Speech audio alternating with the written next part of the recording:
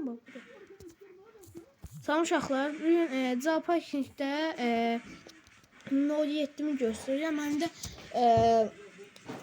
Zooparkdə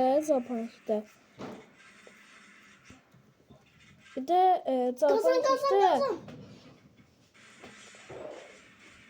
Zooparkingdə Adem göstərib. Mənlə kim oynamaq istəyirsə, bir də kim maşın satmaq istəyirsə, gəlsin satsın, alım ona. Alım o maşını. En çok da böyle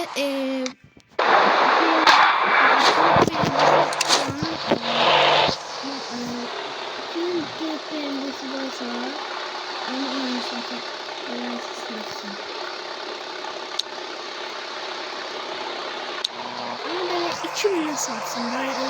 Evde kullanım ben gidiyor. Adını bir göstereyim.